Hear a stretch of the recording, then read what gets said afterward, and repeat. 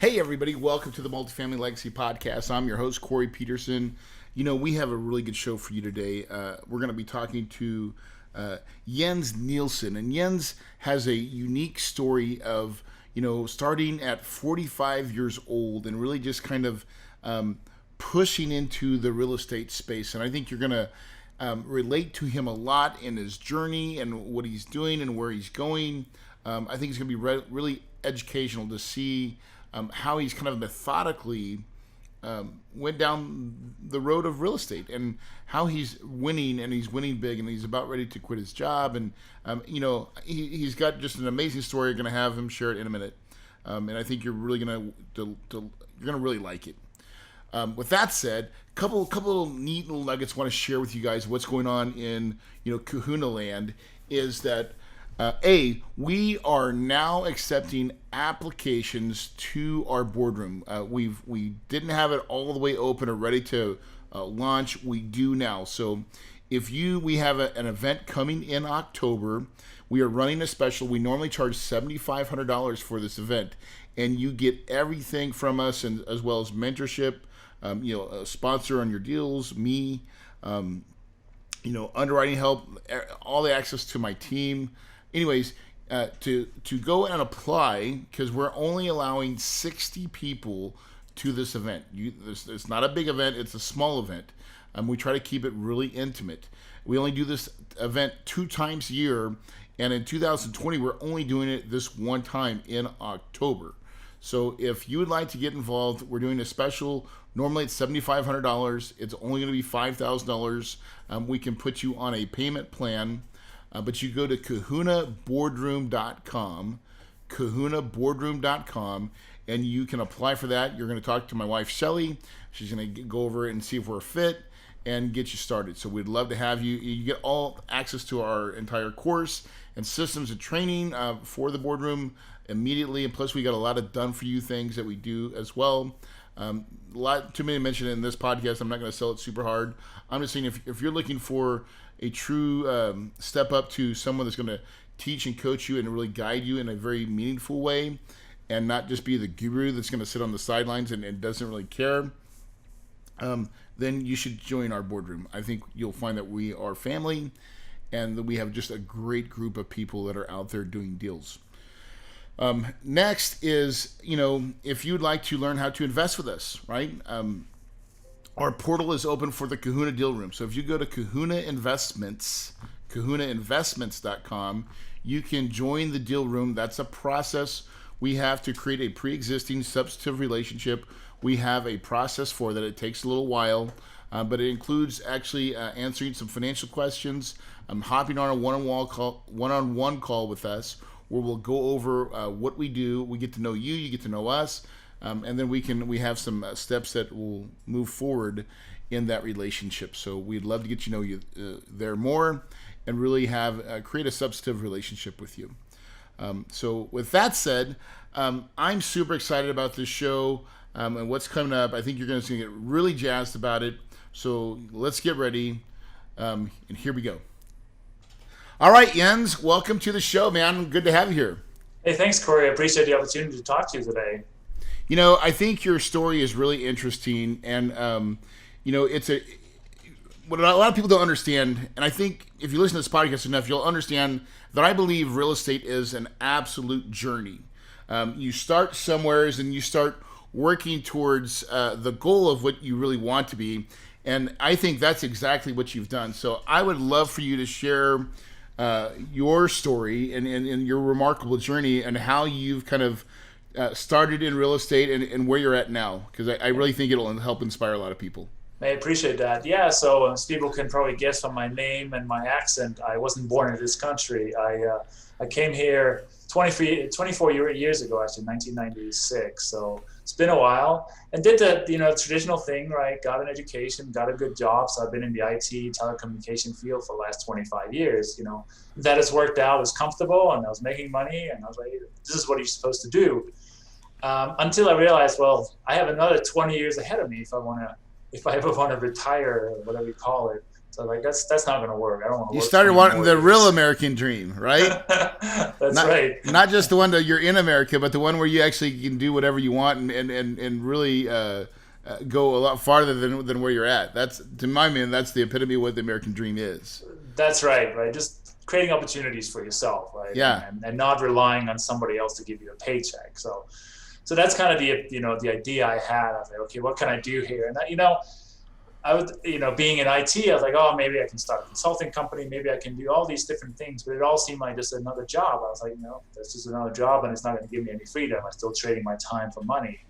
So then one day I just randomly downloaded this real estate investing book on Audible, and I started listening to it. I was like, oh my God, this is what I need to do, right? This is the thing I've been looking for. And being the kind of person, once I make a decision, I take action very quickly. So I started listening to that book, and then I soon, read all the books I could find, including the Rich Dad Poor Dad that most people also read. Yeah. It wasn't the first one, but it was in there. And then I was like, okay, how can I get started on this? And I knew a friend of mine I lived in a small town in Colorado. He had invested. I didn't know how much. So I was like, hey, can I buy you some dinner? Let's talk about this. I went, got some dinner, and I said, well, tell me about this. And it turned out he has like 140 units, mainly mobile home parks, but also, apartments and done it. So I was like, I need to know how to do this. So I connected with him, and he's like, hey, back of the napkin, this is how you look at a deal. This is how you underwrite and analyze it. And then he said, I would go to Albuquerque, New Mexico, the closest, biggest city to where I live, and say, connect with this broker. He's worked with me in the past. He's really good. So he gave me this guy's number, and I immediately, called him up and said, hey, I'm looking for a four-plex. I didn't want to start with single-family homes. I want multifamily. So I'm looking for a four-plex, right? And within, a couple of months or even less, he's like, hey, here's a deal. Good price. It was like $117,000, I remember, for 4 units, right? Oh wow, that's great. Well, but hold on. Let me just unpack what you just said, because I think you just said a lot, and because I want people to understand, like, this is the journey that most of us go through. You started out, you came to America, you were working your job, and then you're like, hey, is this it? Like, there's got to be more. You decided, yes, there needs to be more. You went and tried to find information, which is Barnes and Nobles or the bookstore, right? I mean, that's what a lot of us do. And then you read a book that really spoke to you. And then you're like, okay, now this makes sense. I'm going to consume as much of all that stuff out there that I can readily see and just go buy. And then you did something, this is the part that I want to make sure I underline here a little bit, is that you reached out to your network and you thought, who do I know that's doing this a little bit, right? Because we all have networks. And then you went and had lunch with them. Yeah. And that led to what you said is the next introduction is where you're getting ready to go. And I just think that's so profound, because in my life, and this is the story that I think is told time and time again, where people start, and it's through people, referrals, networking, that a lot of great things happen, and where you find mentors and people that care, and they will care about what you want, and help guide you a little bit along the way. So didn't want to interrupt too much, but I think it's what you just said that is the path, I think. Yeah. No, I totally agree. And also a couple of things on that. I asked him a very powerful question. I said, hey, who do you know that I should know? And then people immediately like, oh, well, he's looking for a broker. Well, here is this broker he can connect with, right? And I think I've definitely learned in the multifamily space that a lot of people want to help. They want to share, and there's a mindset of abundance, at least the people I've encountered. So that really helps. And then, as you said, just asking people, because what's the worst thing that happen? They say no. They say no, right? Yeah, move on, right? Right. And I think a lot of people get in their own way. They never even go to the step of asking. They just immediately assume it's going to be no and don't even try, right? So yeah, exactly. Yeah, exactly. They get paralyzed, right, by the fear. And so you found a fourplex relatively quick, right? Yep. And then what happened next? Then I was like, well, let's buy another one. So a few months later, we got another four-plex, a little bit, kind of same price range, 150 or something. And obviously, for that price, they needed some renovations, some work, right? But Yep. It's like, this is pretty cool, right? Now tenants are actually paying my mortgage and getting some cash flow every month, and I was kind of like starting to add the numbers up. I was like, okay, how many do I need to get to whatever my financial freedom number was, right? Luckily, I had some capital. I mean, that obviously, I saved up some money through various means over the years, right? Then I got into and you bought those. So when you bought those fourplexes, right? That's what you're using. You're using bank financing with some of your own money that you'd saved up over some time, right? That's correct. Yeah, basically, I took it out of the stock market and put it into the real estate market instead. Yeah, exactly. So that helped, and also that price point, right? I mean, if you're buying something that $40,000, yeah, it's like $35,000, $37,000 a door, right? That's a great price. It's a great price. So then, through my job and stuff, I got another bonus the end of that year, and then we actually found an 11 unit. Also down in Albuquerque. That was interesting because it was seller financed, and the seller realized that it needed some work, and they probably couldn't get regular, traditional financing. You would have to go to a commercial loan at that time. So they carried the note, and a couple of things. We only had to come up with like 10% down, I think it was, and then we had like 10 months or something, no payment on the loan. So they basically said, hey, start paying in 10 months and use the money you make in those 10 months to put back into the property, right? So that was, I can't remember, $60,000 or something like that to be then spent on renovating units. So that was a good way of getting into that without a lot of cash, and actually had some cash to upgrade. Nice. And so so now you got a 10, you got some quads, where do you go from there? Well, at that time I was like, well, I don't really know what I don't know, right? And I knew I wanted to grow bigger, but I was like, I also need to get some better education here, because I just relied on my mentor, that broker. That was good, but I also realized there's a much bigger world out there. And so I decided to join kind of a mastermind / coaching program, right? There's many of them out there, and some are more, gurus, and others are actually generally providing education. So I found one program I really liked, and, that gave me the opportunity to learn kind of from the ground up stuff that I maybe had skipped over, and then to go to events. And I really think going to events helped a lot by expanding my network, right? And learn more and see what other people are doing, because if you're in your own little bubble, you may not realize what's going on. You don't even know what you don't know, right? That's right. So that's a good point. So again, you're going on this journey.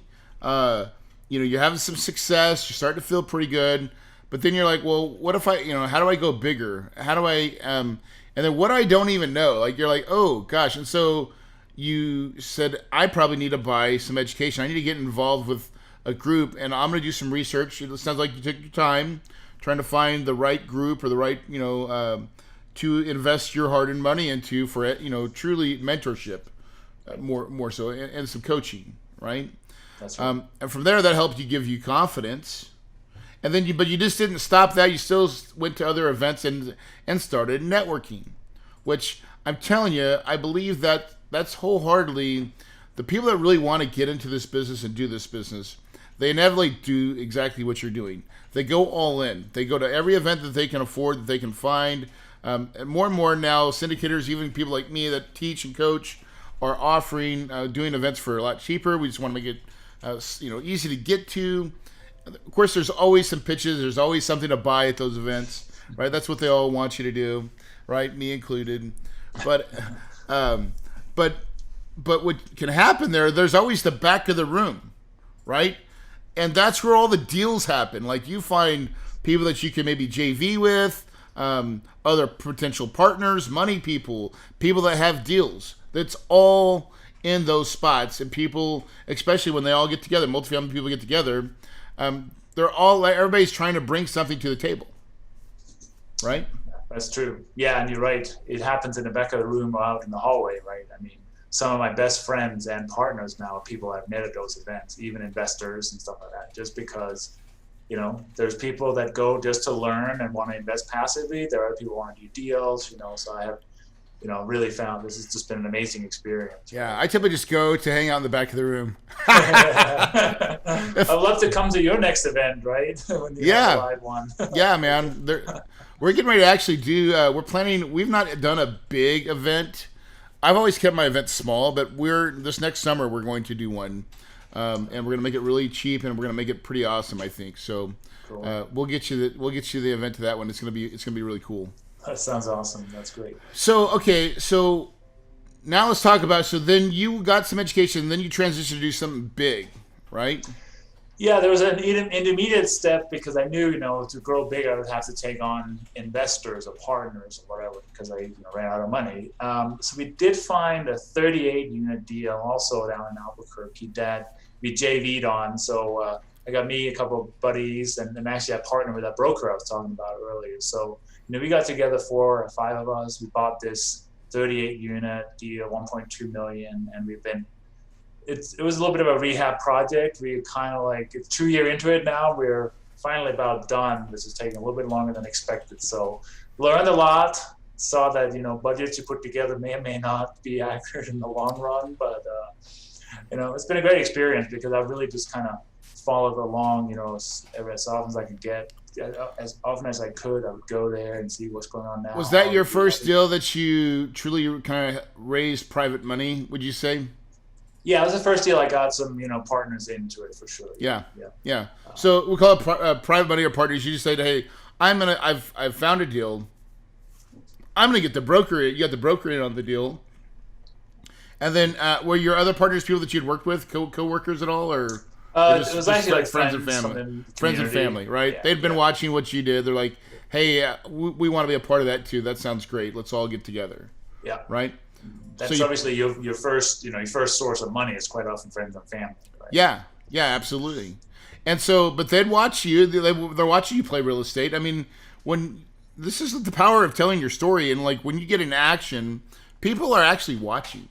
Your friends, people, they watch, and a lot of them, believe it or not, are truly interested in real estate. They all want to do real estate, but they may need some help because they've probably not spent as much time trying to learn about it as you have. And so you can help bring them into a deal, and you guys do a deal together. Yeah. And that's what you did. Yeah, exactly. And I think once you are, I was no longer Jens the IT guy. I was Jens the multifamily investor, right? So you have to identify yourself with what you want to become, right? So.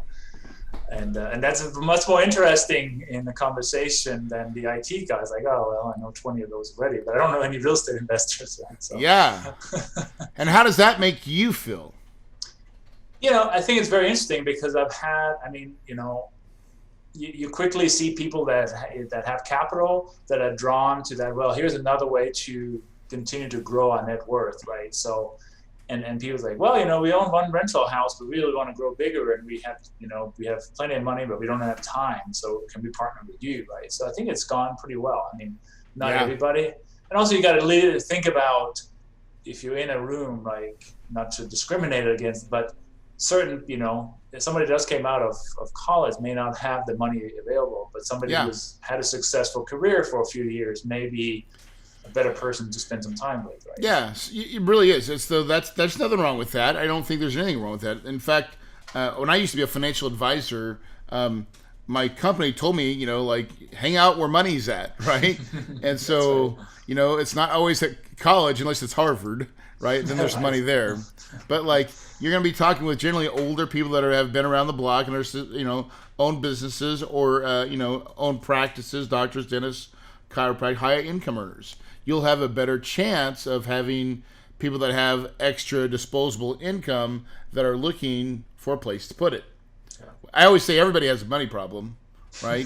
But a lot of wealthy people's, they have money problems too. But it's just not the kind that a lot of us have when we first started. Wealthy people, the real problem is they got to keep their money in motion. Yeah. They got to keep it working, and they don't always trust the stock market, and so they're looking for people like us. Yeah. Yep. Yeah, that's great. So from there, you've done a pretty decent 30-something units, $1 million, right? Now that's some treadway. What happens next? Yeah, so then it's like, okay, I had learned, heard about syndications, and I had done some passive investing in syndications too, just to see what that model was like. But like, okay, this is really the next phase to go to, right? Because then you can suddenly buy that $10 or $20 million property if you syndicate something, because you get a bunch of investors in. So I found some people that were doing it already, because I was kind of new in that. So Yep. I said, is there a way I can add some value to your team, right? And again, those people I've met through events and stuff. And it's like, well, yeah, we got this one deal. The first one was in Atlanta, and we need somebody to help us just check out underwriting.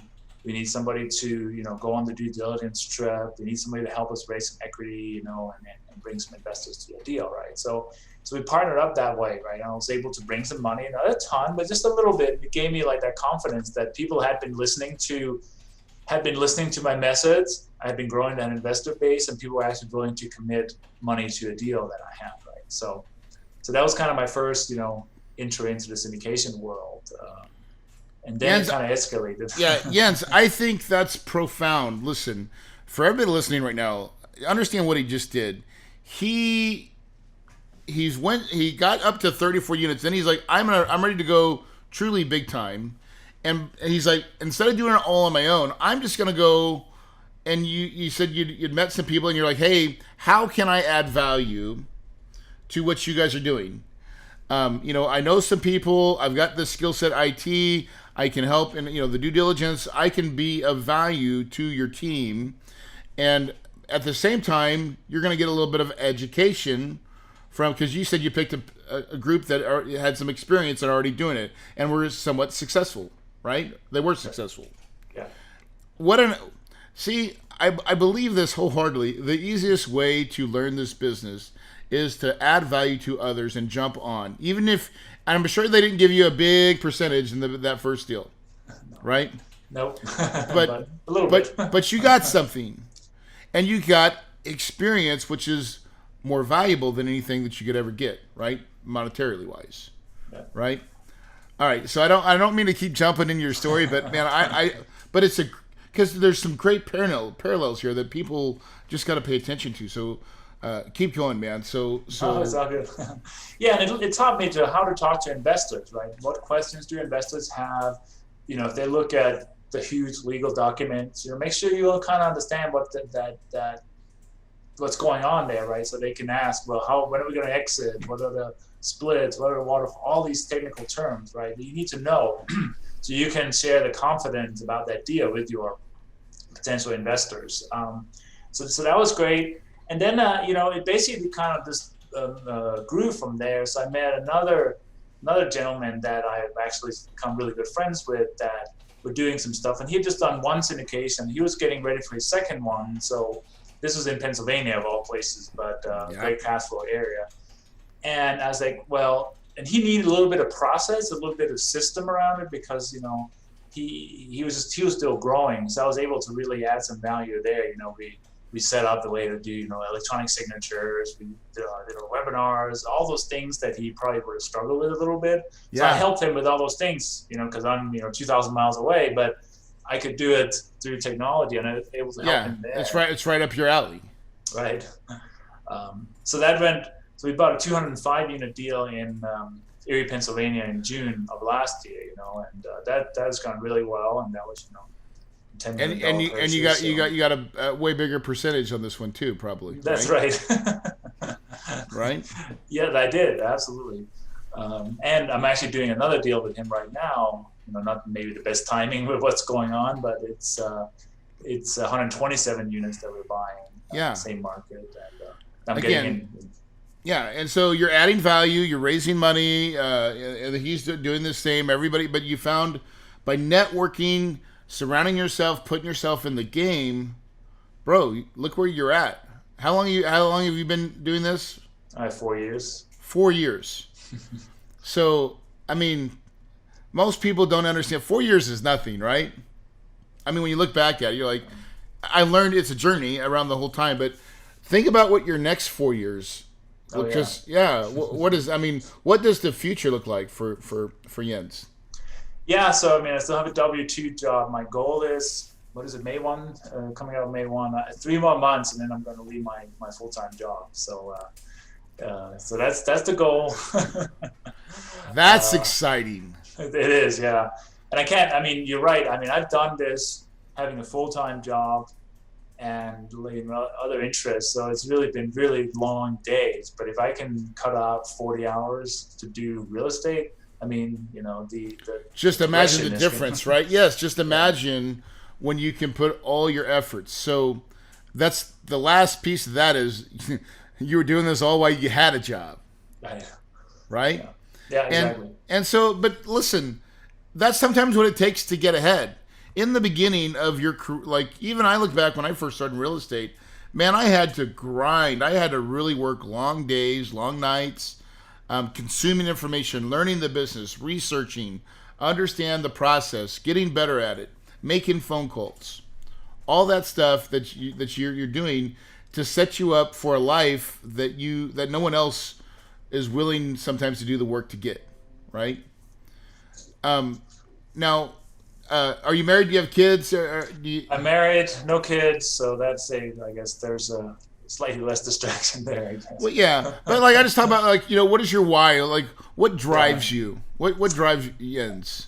No, it's basically the ability to create something bigger than myself, right?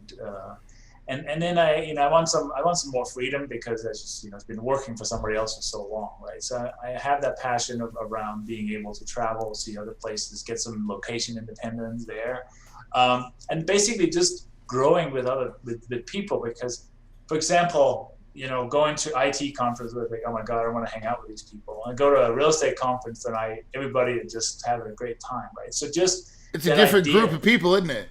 It sure is. And just that ability to become more by growing and working with other people. That's kind of vague, I guess, but it's just the world. I mean, just that opportunity to expand your knowledge and your circle of influence. I wholeheartedly agree. I think about this. Like, some of my favorite, best people in the world to hang out with is other entrepreneurs. I'll say just the word entrepreneur. I don't care what business you're in, as long as you're an entrepreneur, like spirit, whatever. Because like even for me, when I get around my neighbors, I live in a neighborhood, and most of my neighbors have jobs, and it's just not the same conversations.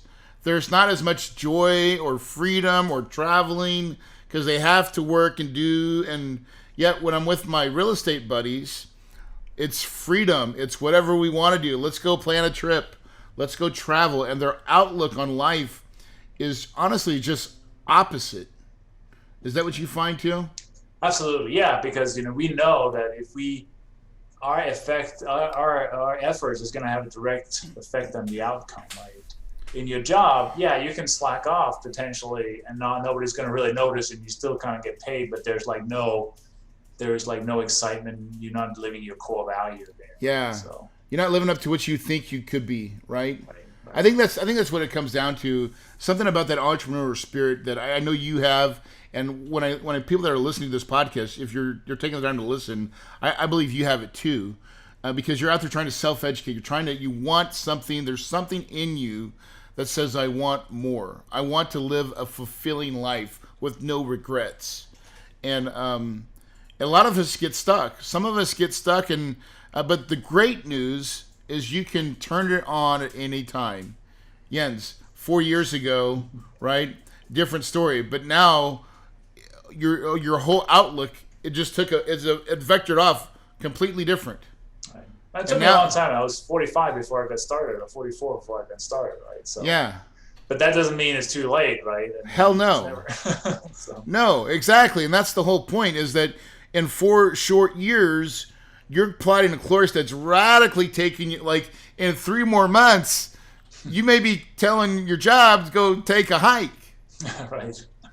That's exciting, my friend. It's exciting, right? Because I thought it was another 20 years of working, right? So what does your wife? What does your wife say right now? What does she say? Oh, she is like super excited, right? Because she wants. I've been obviously been home for a while now because of the current crisis. She's like, oh man, I can't wait for you to be home every day and we can do more stuff together. And and she's got to be proud. She's got to be proud of you.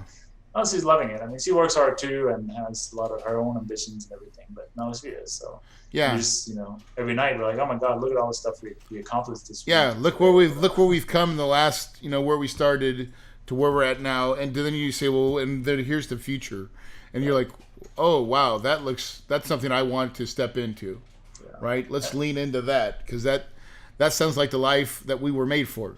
Right. I think it's just talking about your spouse, right? Just getting that.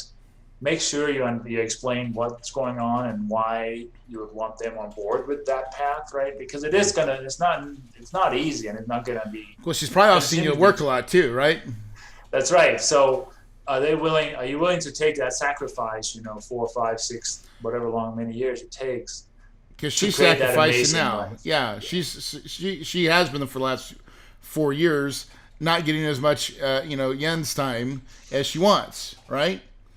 But she also understands your vision, and it sounds like she's just been your biggest cheerleader, just supporting you along the way. Absolutely, yeah. I'm very grateful for that. Yeah, that does make a big difference, right? Absolutely.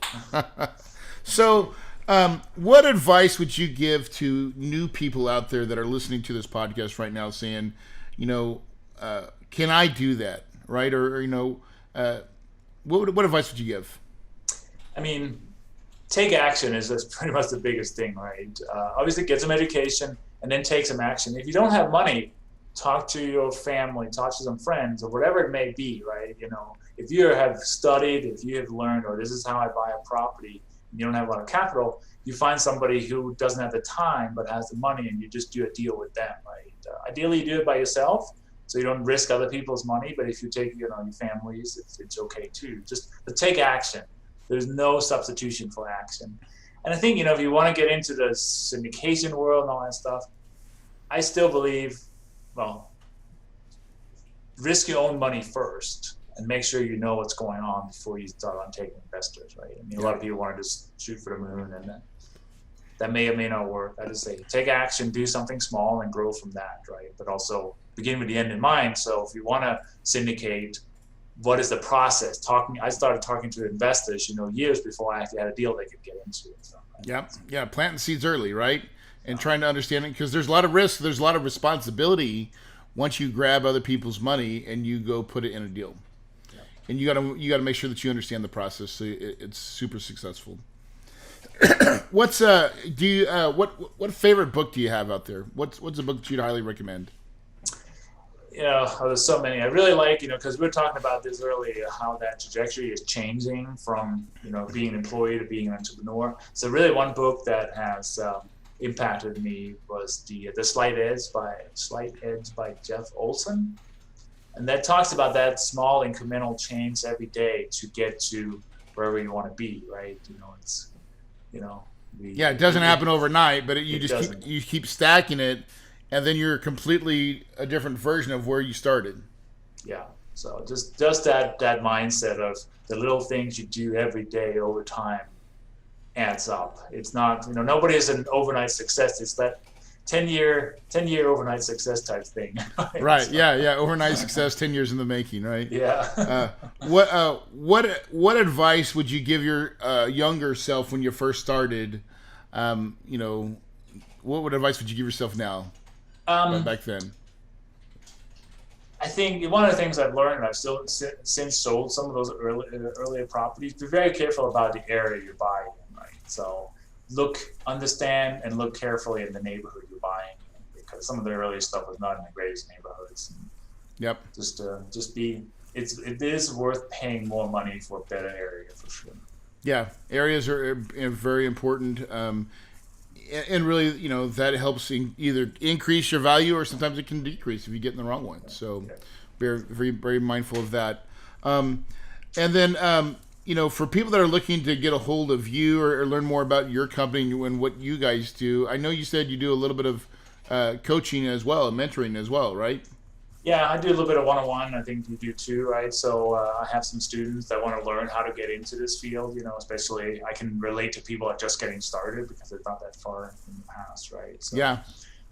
people can reach out to me. My email is Jens, Jens, at opendoorscapital.com, opendoorscapital.com. And if anybody wants to get on a free strategy call, they can go to opendoorscapital.com/call, and they can schedule a free call with me there. Awesome. Final thoughts for you. What do you have for us? Oh, sorry. It's just, right now it's being in the middle of this whole COVID crisis. It's a scary world out there, but focus on what you have control over. Don't focus on the scary world. Focus on the things you can do. So maybe this is a great time to get some education, to read some books, to listen to some podcasts. Just really prepare yourself and be ready for the next thing that's happening. Don't hide in a closet and wait for the world to get better. Right? Take action and take responsibility for the outcome of your life. Oh, that's a amen to that. It's a great way to end this podcast. Jens, listen, thank you so much for taking the time to share your remarkable story of, how you started, at 45 and said, I'm ready to do real estate.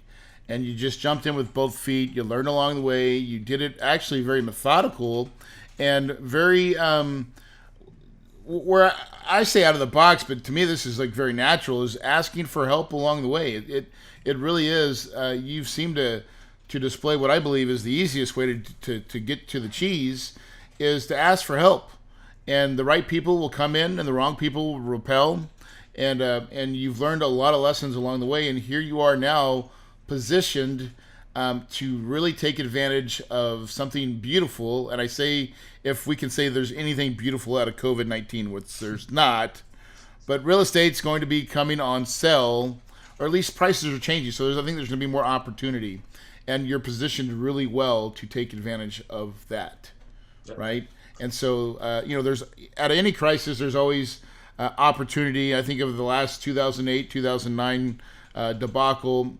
A lot of people lost their shirts, but a lot of new millionaires were made at the same time. And, I was one of them. And so with that said, as you're out there going out in your day today, and for the rest of, this month, we got a couple more days. We're recording this on, March 29th. April 29th. April 29th. Sorry, April 29th. There's still a lot of uncertainty out there, but just like you said, Jens, it's how you approach it. And really that has to do with mindset, guys. And, I'll end every podcast the same way. I don't care, because I believe what's between your two ears, you have a supercomputer. It's on board all the time. It's with you all the time. You've got to engage it. You've got to put that thing in the drive and let it run. And you do that by feeding it daily. The power of your mind is everything. If you believe it, you can achieve it, and your paradise is possible.